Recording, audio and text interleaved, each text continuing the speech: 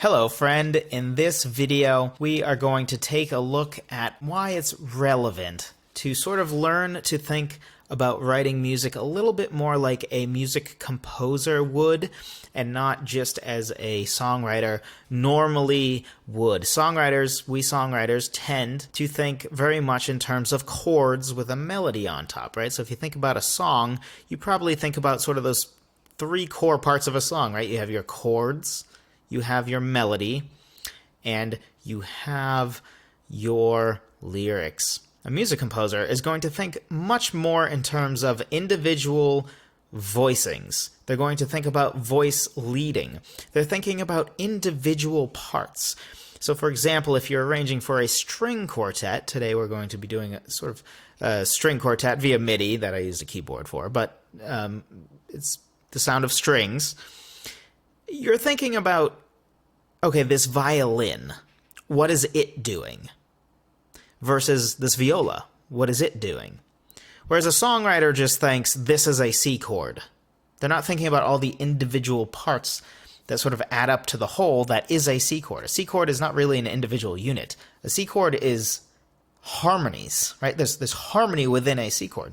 So we're going to talk about that today, and we're going to sort of illustrate the difference between sort of just thinking like a songwriter about from this chord to this chord, and then how it makes a difference when you actually start to think about voicings and voice leading. So let's dive in. First example. This, to me, is your quintessential thinking like a songwriter in terms of chords. And specifically, this is really thinking like a guitarist. So as guitarists, we tend to read tabs, right? There are plenty of really good guitarists that don't even know how to read this sort of nomenclature, if you will, read music, as we would say. They know how to read tabs, and they know what their chords are, right? So they know what a C major chord, they know what to play for that.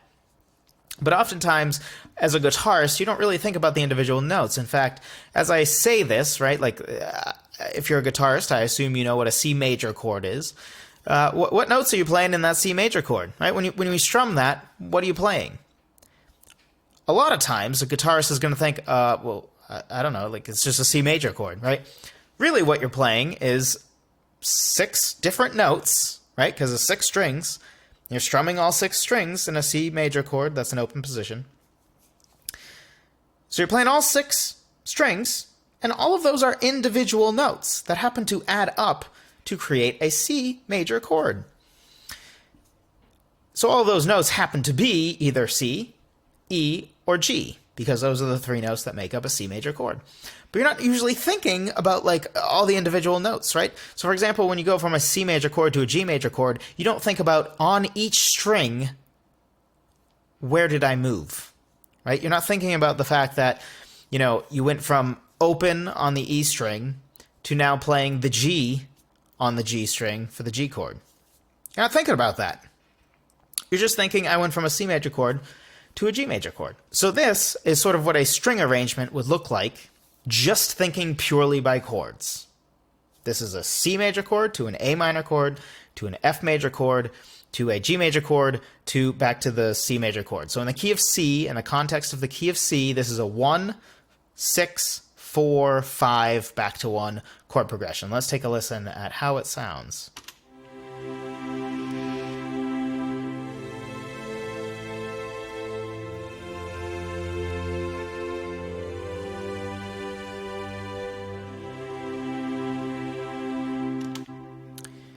So it doesn't sound like real strings, and it's not Omnisphere's fault that it doesn't. That's because strings would never, ever, ever, ever play parts this way. No composer would ever write strings to sound like this, so it should sound a little odd or jarring to your ears, because it just doesn't sound like a real, like what strings would sound like. It's not arranged in the way that strings would normally be arranged. In fact, if you're a pianist, like myself looking at this, you look at this and you say, even given that chord progression, I would never play it this way. Which brings us to our second example. A pianist really doesn't want to move their hand too much, and they want to play the chord, the next chord, as close to the previous chord as they can. So Let's just take, for example, this first transition. We have a C major chord to the A minor chord. Same exact chord progression. This entire time we're going to be doing the exact same chord progression. Let's bring them both up together so we can see the difference. So in this one, right, all of those notes just moved up, and then this one moved down. And in fact, the lowest note of the A minor chord is still higher than the highest note of the C major chord.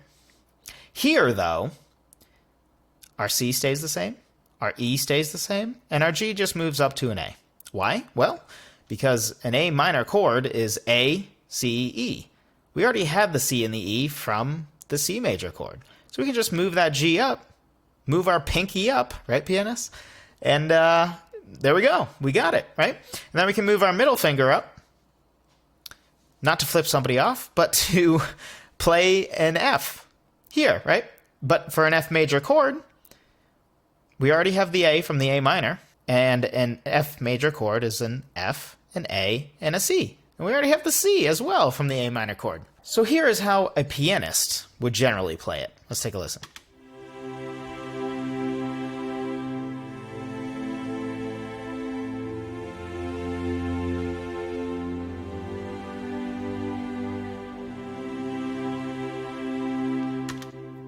So you'll notice that that is much more smooth. But it still sounds like a pianist played the string parts. It doesn't feel open, it feels kind of congested. It just doesn't feel, it still doesn't sound quite like what real strings would sound like. But here is a good opportunity for us to first discuss what voicings and voice leading is, because this is our first example where it was actually somewhat paid attention to. Now, your average pianist, when they play this, are thinking about, I don't want to move my hand much, more so than they're thinking about voicings, usually. But it happens to be sort of the same concern. So let's talk about voicing first. Voicing is basically just how your notes are stacked vertically. So for example, different inversions would be an example of different voicings. So here we have our root position C major chord. Here we have our first inversion A minor chord. And then here's a second inversion chord, and then a first inversion again, and then back to root position. These all will have different sounds. So let's take, for example, this C major chord for a second. This sounds different than this, right? So voicings are sort of how we spread out the notes. They might be the same notes, right? What I changed here is just from a C to a C up the octave, but it makes it have a different character to the sound. It sounds different. That's what a voicing is. Voice leading is thinking horizontally. So voice leading, the best way to think about this is if you think about these parts as if it's a quartet. In this case, like a string quartet, right? As a pianist, you alone are playing all these notes. But if vocalists are singing it, they're only singing one of these notes, right? There's 4 different vocalists, at least, in order to sing this. And then with strings, right? There's 4 instrumentalists playing strings in order to play this part. So let's say you are playing the top part as a string player.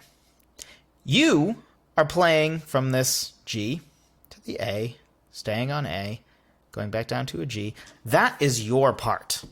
So a composer needs to think about this. A composer needs to think about the fact that the singer or the violinist or the violist or whatever it is needs to play their part horizontally. And they need to think about how the voicings sound altogether vertically. Good voice leading, generally speaking, involves not having huge jumps all the time. So here, in our first one, has horrible, literally basically as bad as you could possibly get voice leading. This has kind of boring, but solid overall voice leading. If you think about the individual note, there's not much movement in any direction. So, for example, this top note moves a second this whole time, right? The most it moves is from G to A. What about this part? E, E, F, D, back to E. Here we have C, C, C, B, and then back to C. Not much movement, right? There's not much movement, which is why it sounds so smooth. But it still sounds a little uninspired because it sounds like what a pianist would play if a pianist were playing, a keyboard with strings effects on it, basically, which is exactly what this is. So it sounds better as far as voice leading goes, and it sounds smoother, which is what we get from voice leading, but it's still a little uninteresting. So how do we fix that? Let's look at our next example. Now this is thinking a little bit more like a composer. So first example is like sort of a guitarist, songwriter in general. The second one is if a pianist is playing it. And this third example is now really starting to think about the individual parts and actually paying attention to voicings, not accidentally. So first thing to notice is how different the voicings are. This is massively spaced out compared to this. Again, same exact chord progression. But now we've spread the notes out. We have a sixth here. We have a fifth here. We have a sixth between these notes. This is very much spread out, which is generally what you want in your voicings, especially when we're talking about strings, which in this case we're doing strings. Generally speaking, there aren't like your violin, your viola, and your cello are not all playing within a fifth of each other. Very, very rarely. It doesn't sound quite right when we played this last part because, again, it sounds like a pianist is playing it. This is starting to sound a little bit more like what a legitimate string arrangement of this chord progression might be. Let's take a listen.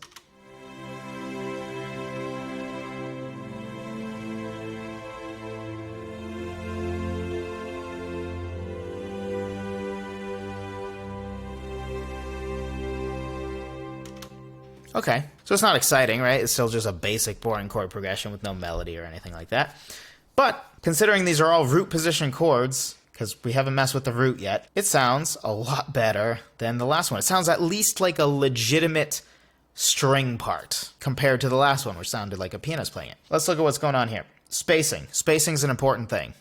For voicings, especially for strings, you generally want larger spacings. An important takeaway here is you want a similar thing with your song arrangements. So for example, if you have a bunch of mid-rangey guitars, right, all your guitar parts are sort of in mid-range, don't put the piano in the mid-range too. Now it's fighting for space, right? You want to sort of be able to lay out all your notes that you're playing at the same time in your arrangement and not have too much conflict. There's going to be some conflict, obviously, because you're going to have like 20 different tracks or more. Possibly. I mean, you might not. But if you're me, you have at least that. So there's going to be some conflict. But generally speaking, right, you have a giant register of like 88 plus notes to use. You want to use them all. So you want to spread it out. That makes it sound bigger. It makes it sound more interesting, more intriguing. The tendency is the very open, large voicings. These open spaces make it sound much more beautiful, make it sound more refined. It just sounds better. But we're also still paying attention to voice leading. We have different voicings, more open voicings that sound better. We also sort of move this third down into the bass, right, to help with that voicing concept where we have bigger intervals between notes. But also moving across, right, we still paid attention to voice leading. There is very little movement in most of these, right? They're just going a little bit up, going a little bit down. They're not making giant leaps, right? Your melody can have giant leaps, and that's fine. That can be great. In fact, I love giant leaps in melodies. And also, for the record, you can totally break these rules sometimes, right? You just don't want all your notes jumping at the same time. Having one or maybe two jump can maybe be fine.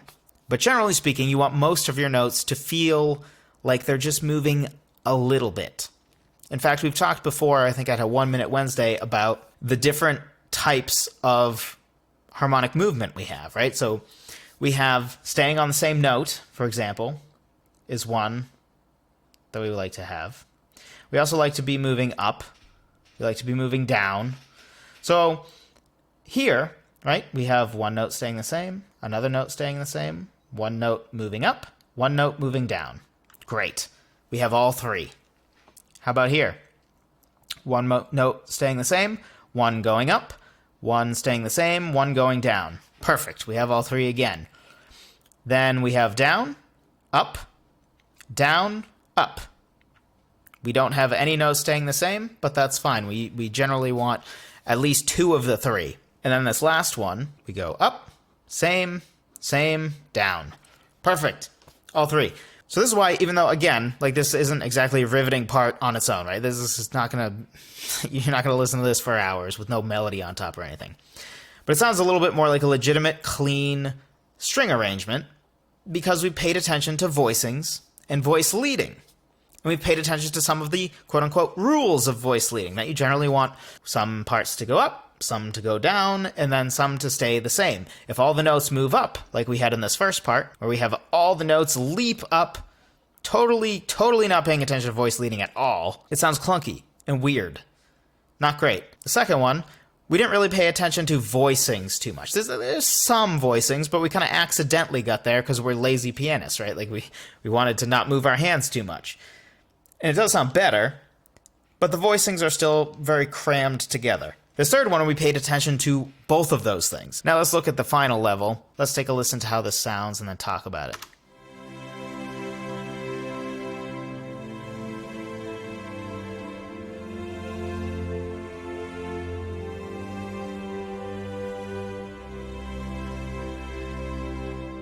Still very basic, but now we have more movement. It sounds a little bit more like a combination of melodies because there's a little bit more melodic movement. There's more paying attention to voice leading. The first change we have is down here. From here, we're happy to skip from a C to an A for our C major chord to our A minor chord. By the way, where voice leading applies the least is the bass part can jump as much as it wants. It's generally the other parts that you want, the quote-unquote good voice leading. So this is not a problem at all. But here's an opportunity to add some stepwise motion, pays attention to voice leading a little bit more. It allows, let's say this is a quartet. It allows the bass to do this sort of descending bass line. It adds some movement.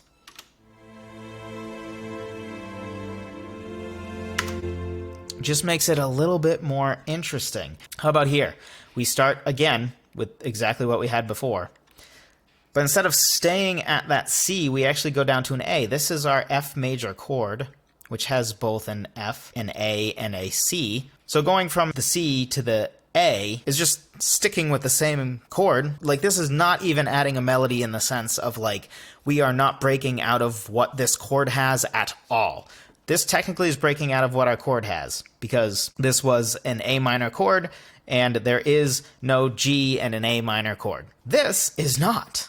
It's just adding some movement that sort of almost gives the illusion of a melody. It makes it a little more intriguing, even though the chord hasn't changed here.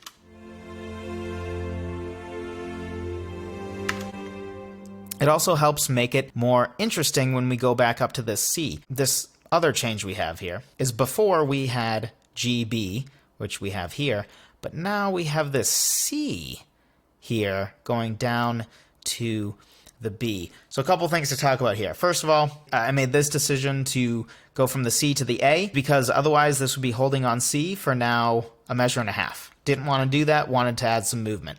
So move down only to move back up, right?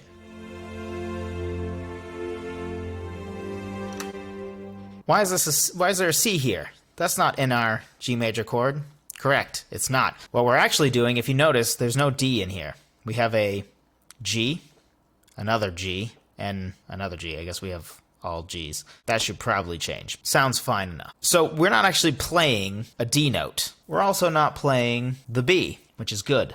We don't want to play the B, because what this is going for is we're actually doing a G sus chord into a G chord to add some movement, to add some intrigue, to make it sort of pull you in a little bit, because suspended chords really have that desire to resolve. And then we're going from the 5 chord to the 1 chord, which is the strongest chord transition that you can have.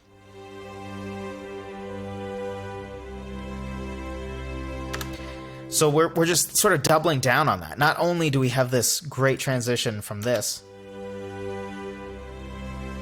right? It just begs. It begs to go down to that 1 chord that it does at the end. This adds even more to it, while also adding some movement we otherwise wouldn't have. Otherwise, we'd just be holding the G note the whole time, which is what we had before. So it sort of comes all together from here to sort of add an illusion of a melody, and then we throw in a G sus chord for a hot second here, in order to really double down on the, like, make you want it to finish. You want it to get to the 1 because of all the tension that's built up from this G sus chord, a 5 chord that's suspended, which wants to resolve to the G chord, right? Because a suspended chord wants to resolve to the non-suspended version of the chord, which is what it does. And then the 5 chord, which is what we have here, the G chord, wants to go to the 1 chord. So we're really building up the tension where we have a G sus, so a 5 chord suspended that wants to resolve to the 5 chord badly, and then the 5 chord that wants to resolve to the 1 chord badly, which is what we have from here.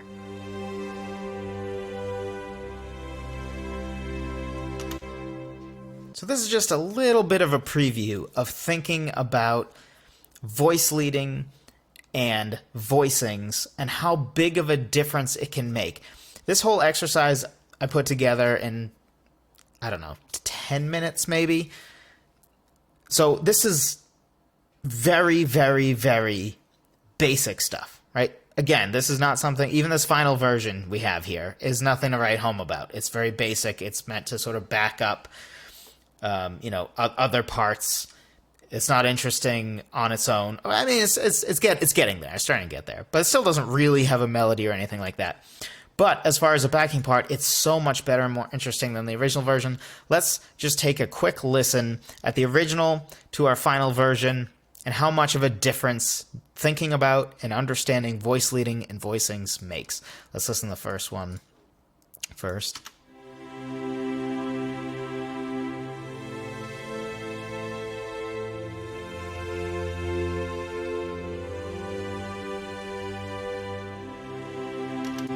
Oof, it hurts.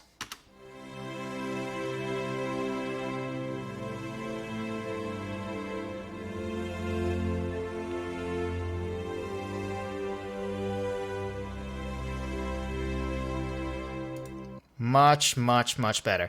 If you found this helpful, be sure to drop a like on the video. It helps me out with the YouTube algorithm, and it's greatly appreciated. If you are interested in learning more music theory that songwriters need to know, I think there are 4 pillars of music theory that every single songwriter absolutely must know. They are keys, they are chords, they are chord progressions, and they are intervals. Basically, everything I mentioned today, I mentioned intervals, right? When I was talking about the different voicings and having, a 6th instead of a 3rd and stuff like that, that's intervals. What we had here is a chord progression. I know what notes made up the chords in the chord progression because of understanding chords, and my understanding of keys are what allowed me to know what chords I had in the key, what notes I had to work with in the key, because we're working in the key of C. So if you want to learn all those things, those are the 4 pillars that I teach in my free guide. Link in the description. Again, totally free. It's at songwritertheory.com/music theory guide. Pick it up if you're interested. And if not, well, don't. But I hope you enjoyed this video. Hope you learned something. And I will talk to you next time.